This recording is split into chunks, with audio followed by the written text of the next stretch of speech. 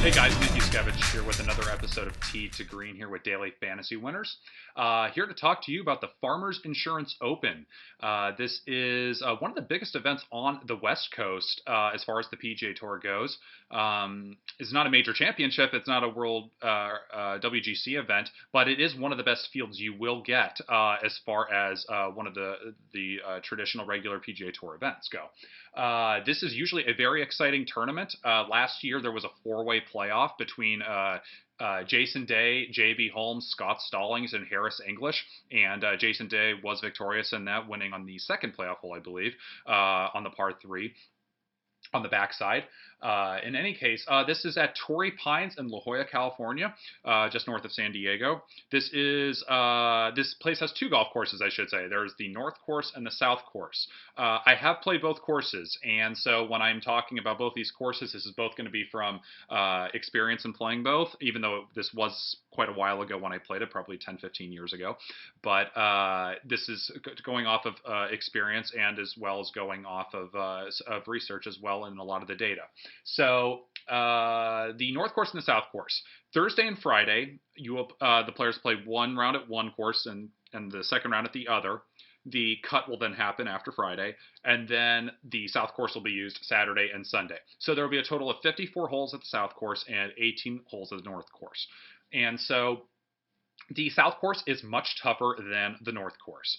The South is 600 yards longer. South is about 7,600. The North is about 7,000, and they are both par 72s. So, off of length, course rating, the length of the course, and then I can tell you just from experience as well, the South is definitely tougher than the North. They're both fantastic golf courses, but the South is definitely the more challenging and the one that will be used more in this tournament. And that is traditionally what is done as well at the Farmers Insurance Open, or as some of you may remember this, it was also called the Buick Invitational when Tiger Woods was dominating it in the 2000s. But same tournament, just a different sponsor name. Now, as far as the difficulty of this course, you'll notice it was 9 under the last couple of years, and then in some years prior, it was a lot more like in the mid-teens under par, like 14, 15, 16 under par. Really what makes this golf course difficult is when it gets windy and it's cool out and it gets really dry, because obviously the wind playing out in the open along the Pacific coast can be very tough. And then when it gets cool and dry like that and the greens get really fast, it can be really difficult. That I don't think will be the case this year, though. I checked weather.gov. We're looking at low 60s for highs pretty much the whole week. And then it's supposed to be sunny Thursday, Friday, a slight chance of rain Saturday earlier in the day. And then there's a small chance of rain Sunday. So it should be pretty good weather, all things considered. And if it's just a light drizzle, it should only soften the greens and just make the course a tiny bit easier. I don't expect it to be much of a challenge.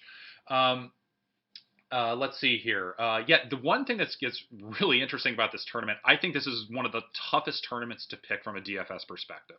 Why is that? Well, if you look at a lot of the past few leaderboards, and I'll just use last year's as an example here in a minute, but a lot of the top players can miss the cut here. If you take a look at last year, Dustin Johnson, Justin Rose, Hideki Matsuyama, Paul Casey all missed the cut by 1 shot.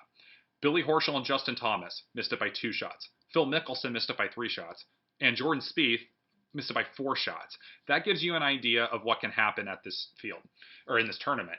So from a daily fantasy perspective, whether you are a casual player or you're a serious player, I would definitely recommend going more the GPP route. And I would not feel very comfortable doing cash plays this weekend, because I don't feel like I tippy-toe into this event. I just feel like nobody's safe as far as making the cut. Obviously Jason Day, Ricky Fowler, and those guys, they're the most likely. But even Ricky Fowler, he's coming off a big win at Abu Dhabi, but at the same time, will he be able? This is a completely different golf course than what he was playing over there.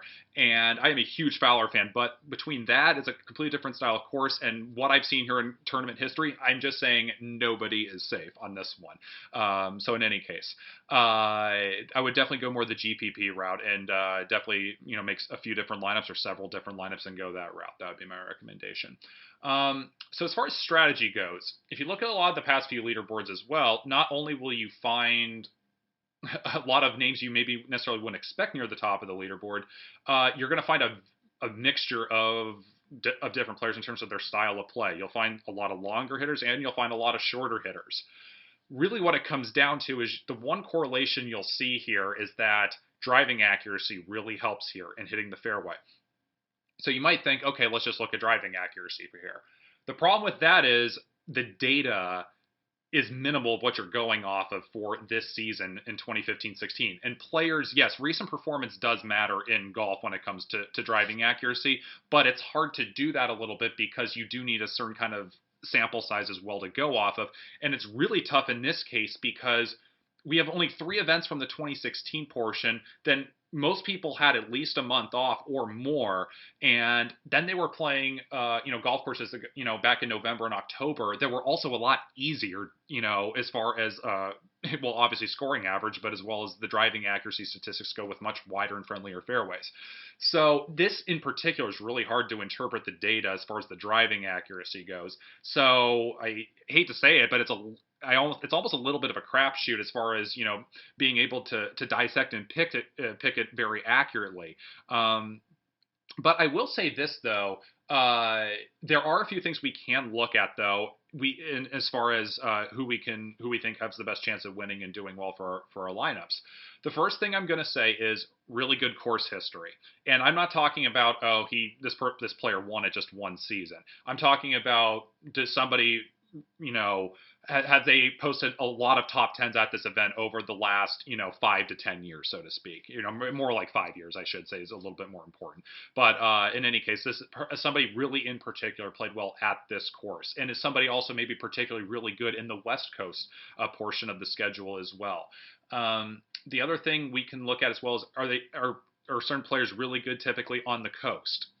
Doesn't have to necessarily be link style golf courses because Torrey Pines isn't a link style course, but courses on the coast do matter from like an elevation standpoint as far as what it is to sea level. It can matter as far as the wind conditions and what they're just quite frankly more traditionally used to and what they're more comfortable with.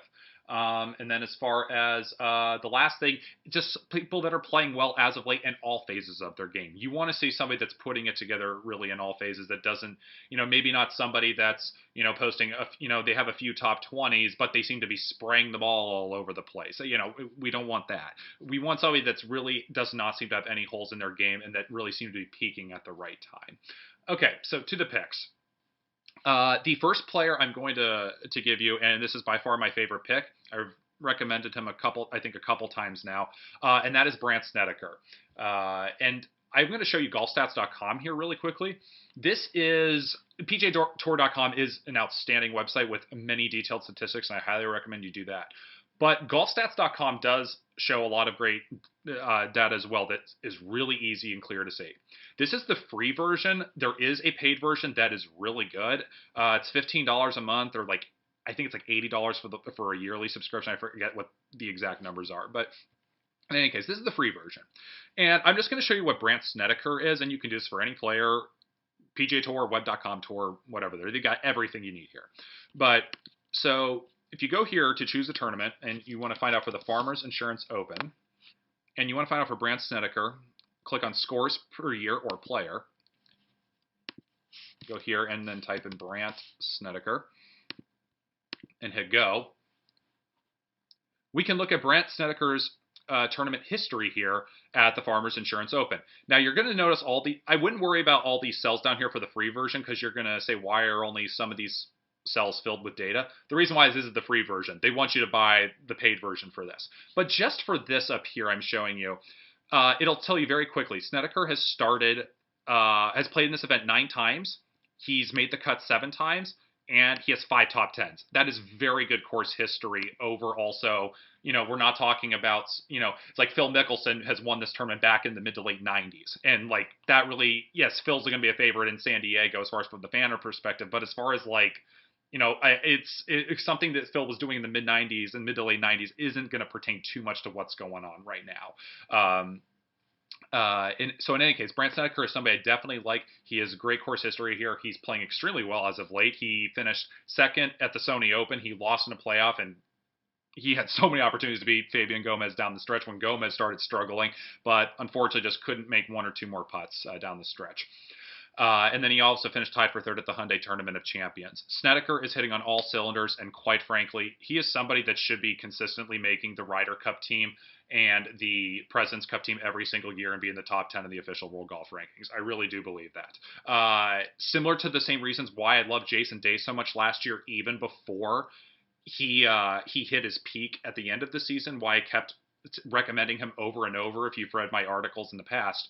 The reason why is Day had put himself in position to be one of the best players over the last 5 years, but injuries kept getting in the way. And you can look at all the depth of the data of Jason Day since basically the late 2000s, 2010, of how successful he has been. It's just the injuries and then the vertigo issue last year popped in at the U.S. Open. And so all these issues kept popping up for him. But then as you saw with Jason, how great he was at the end of the season.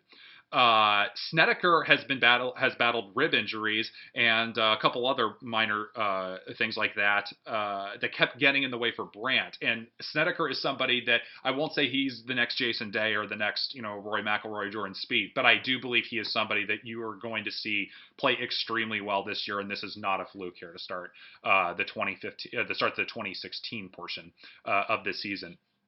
A few other picks I'm going to recommend, and just actually quickly on golfstats.com, I would highly recommend going to check out this website. There are a lot of things you can look at. You can look at, if you're really interested in eagles, you can find out how many eagles were recorded at all the different years, but which players made them, and you can do all kinds of graphs, and there's charts and things like that, and it helps for DFS in particular, as far as if you want to do things with Excel sheets or just you want to see data and trends and all that kind of stuff. It's a really cool place. I highly recommend checking it out. So other picks here, I'm gonna run through a few names really quickly here. Some similar names as well that I've recommended over the last few weeks. But Danny Lee here at 7,900 continues to play very well. He can be an eagle machine, that's for sure. And so Lee is absolutely somebody that I would be definitely rostering this weekend. Tony Finau, unfortunately, he missed that cut last weekend. He didn't have a great round on Saturday with the 71, but I'm not going to fault him too much for that round on Saturday. He missed it by one, and I really think Finau is still due for an outstanding season. One cut's not the end of the world, and he is definitely somebody that can rack up the eagles as well. Next player I'm going to mention is Anirban Lahiri. He was somebody that unfortunately had a poor round on Saturday and Sunday, 71s, but again, started off very well with the 64, was tied for the lead, and still played fairly solid for somebody at his price level at 7,500. Would definitely give him some strong consideration.